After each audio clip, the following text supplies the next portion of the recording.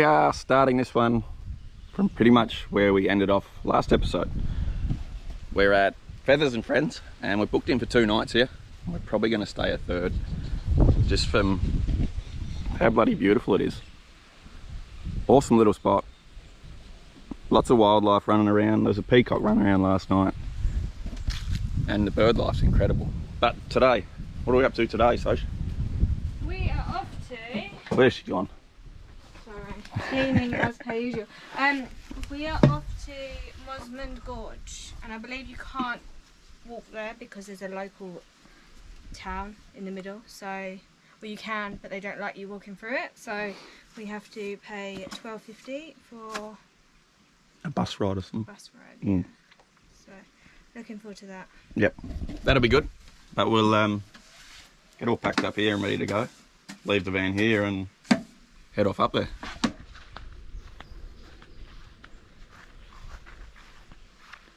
So as for Feathers and Friends, the campsite we're at, we'll I guess we'll show you around tonight, just because it seems a lot better at night time, a lot more action with the wildlife, bird life, and little wallabies jumping around as well this morning. But they were out last night, so hopefully tonight they'll be out again. And we'll be happy to show you around this brilliant little camp spot. $8 a night as well per person, so $16 each, which is cheap, well worth it.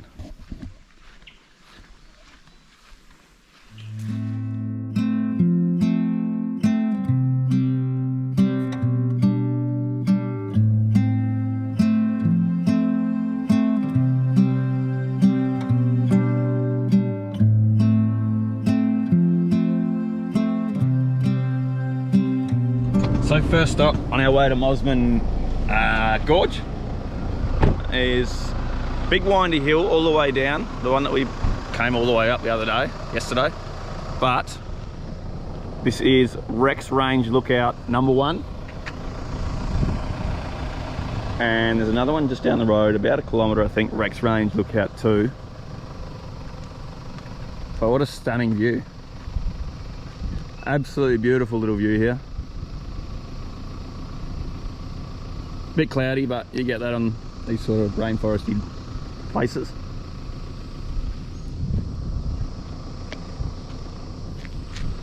What do you reckon? Absolutely stunning. Stunning? Be good if those clouds sort of disappeared a bit. So a stunning view.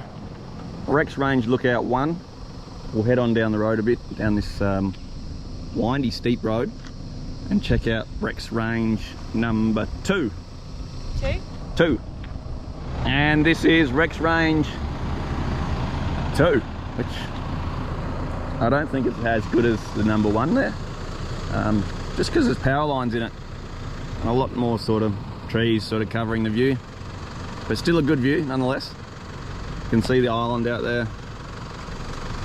And you can also see this road, how windy and bendy it is.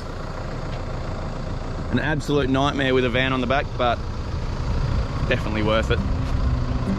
So that's Rex Range Lookout 1 and 2.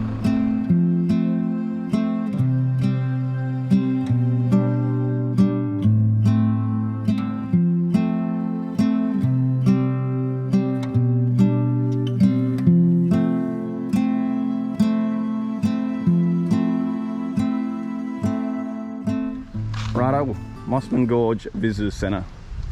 I guess we'll go in here and have a look around, see what the go is, see how we get our bus tickets, but pretty much a full car park.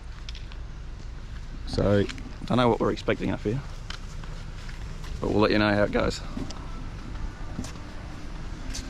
And by the looks of it, that looks like the little bus we get. It's pretty cool. I think $12.50 each or so. $12.65 for an adult, $6.40 for a child, or 2 adults, 2 children, $30.90. That seems right.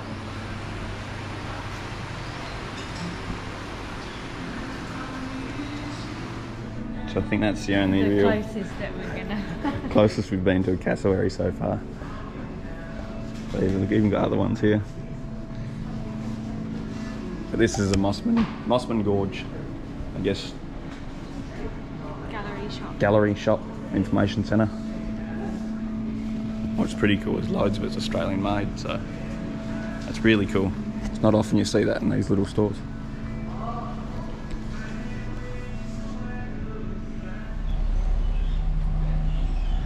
So a bit of a bugger, no real swimming, but made a mad dash back to the car to drop the towels off.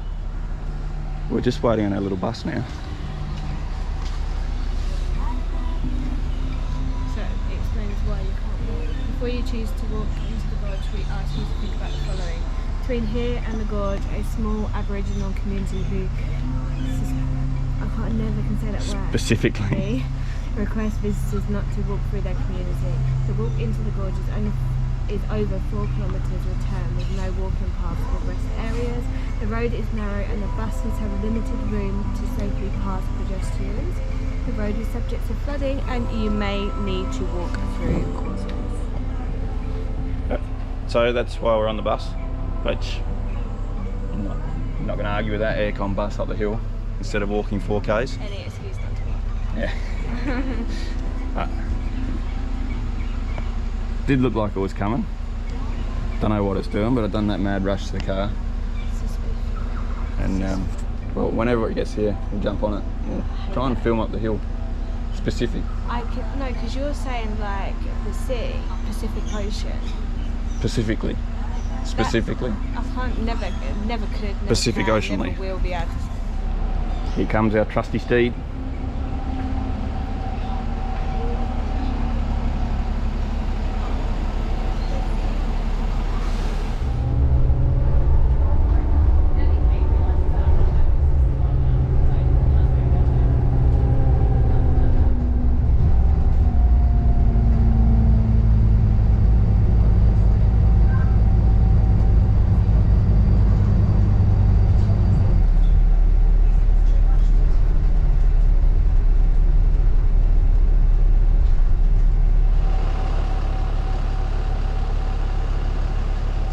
So that's sort of the reason we're not swimming today, is they've sort of said that it's pretty dangerous with a lot of rain, but we're up to the top here, thanks to old mate in the bus.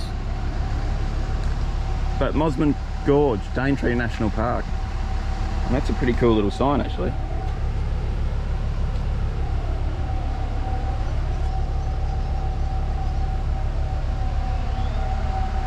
But a good little drive up the hill, very scenic, wasn't it? Scenic. And we're here. There's no rubbish bins here, no smoking, no bikes, no camping, no cats and dogs. No breathing. We can breathe. And there is cassowary, so hopefully, fingers crossed, we get to spot a cassowary. But this is it.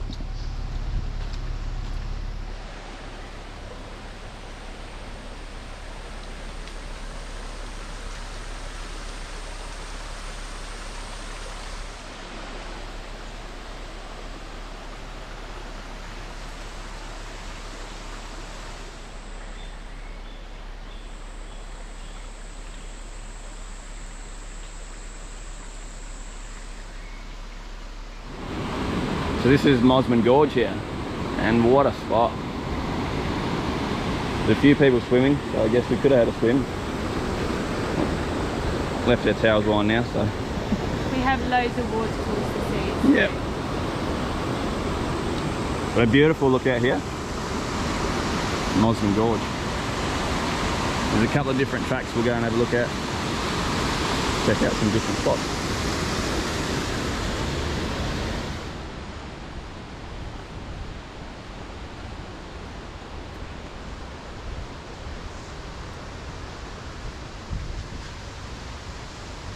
Out the Rex Creek Bridge, suspension bridge, which looks pretty cool.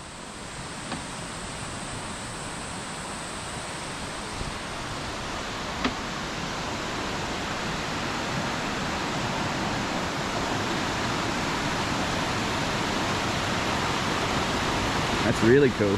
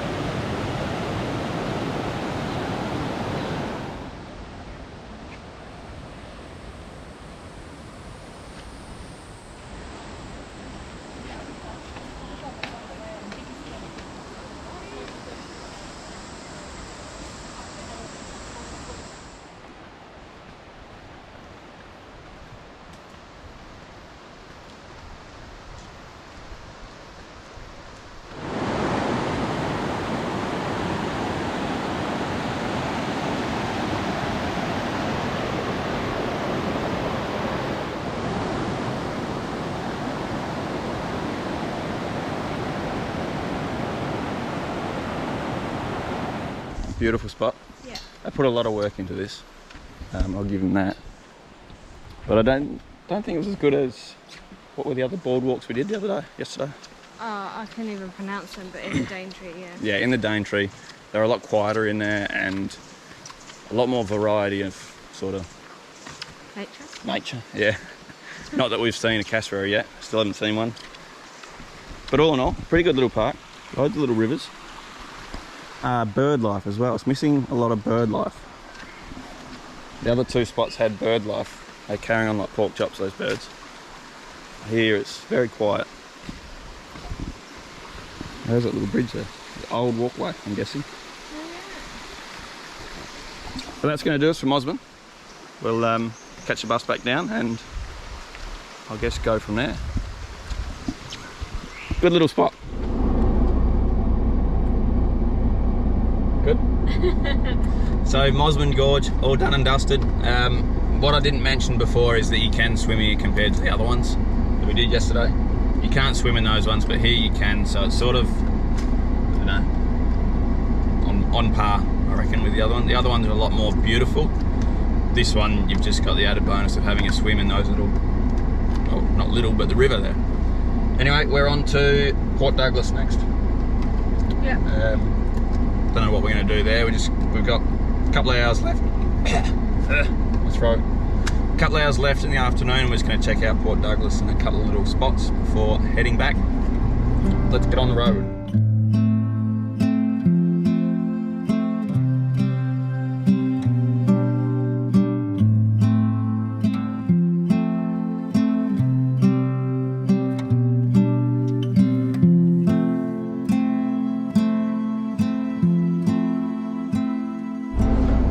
So we're in Port Douglas and we're not going to hang about here too long. We've been here a couple of times before and it's just, everything's pretty expensive and touristy, really touristy. But because we're so close, we decided to come in here. We got some things that we want to see, a couple of little lookouts. And this being the first one, the first destination. Flagstaff Hill, but we'll jump out, have a look around and read the little plaque there. What's your thoughts so far? Lookouts never get boring, do they? Yeah. So how's that for a view? Flagstaff Hill, bit windy, but still absolutely stunning. And if you read that, support for the goldfields. And that photo was taken before 1900s. Completely different story now.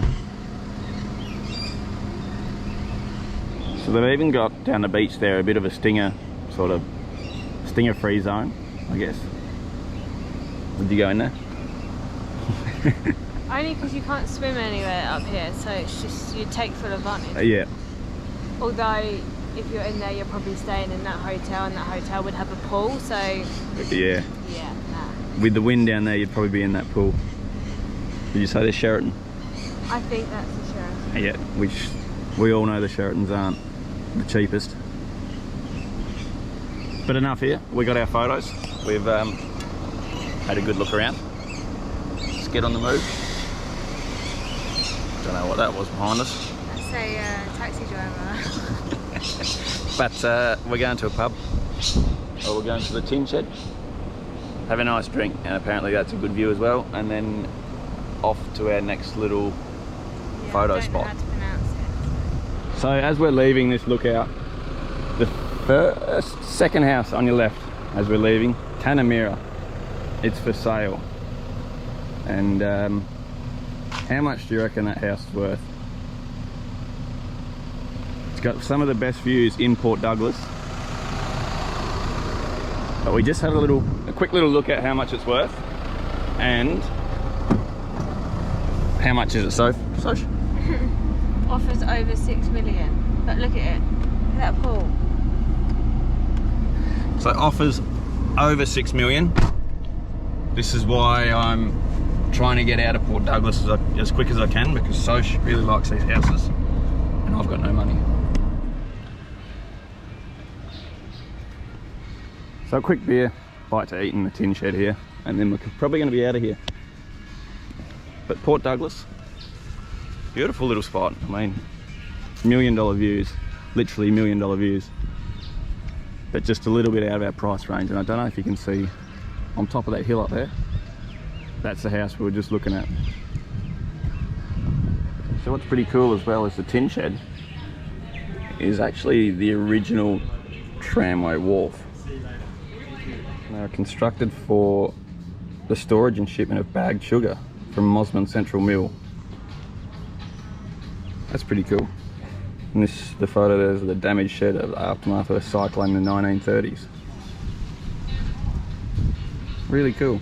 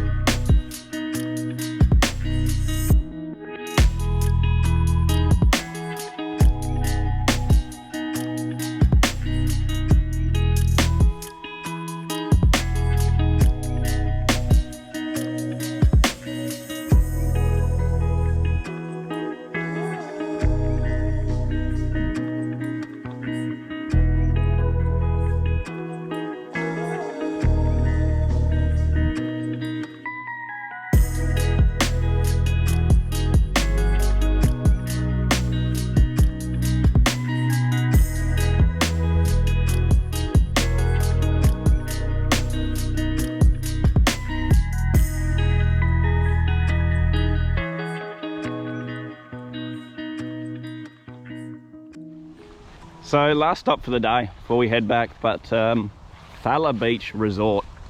They've got this absolutely stunning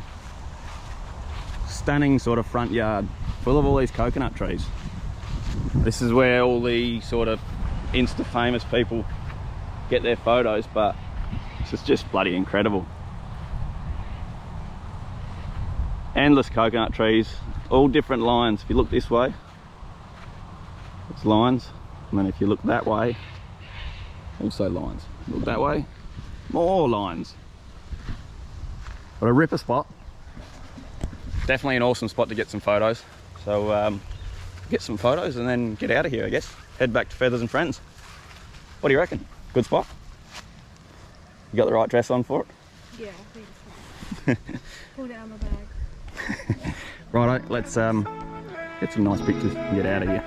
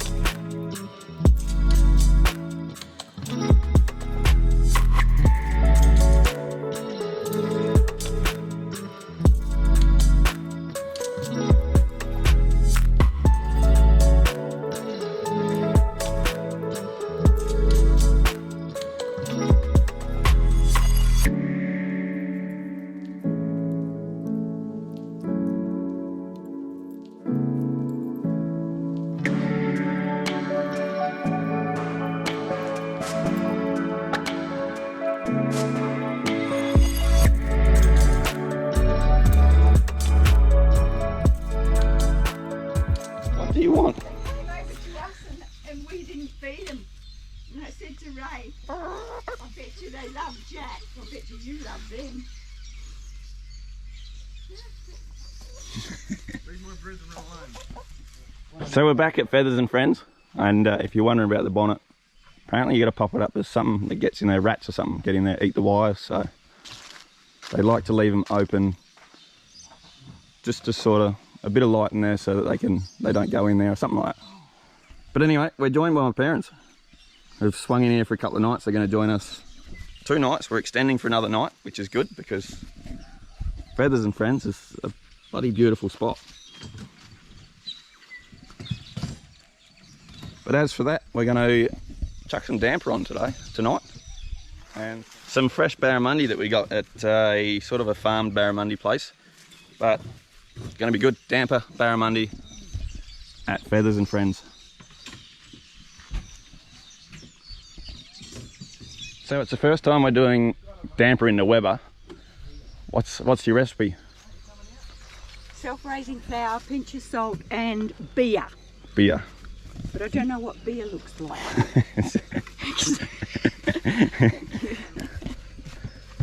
So it's, yeah, first time we're doing it on the Weber. Shouldn't be too hard. Are you confident? Yep. What can go wrong? What can go wrong? Is it ready? Well, yeah.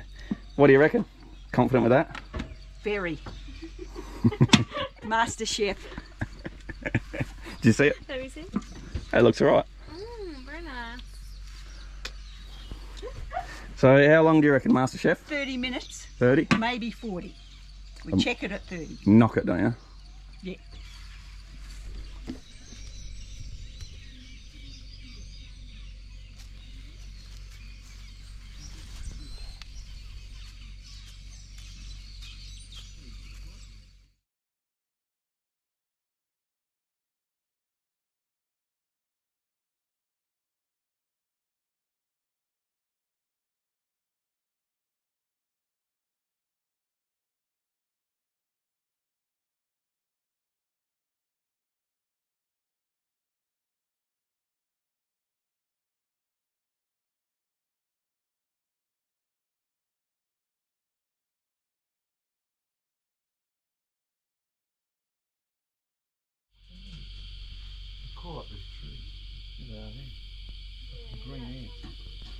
What do you reckon?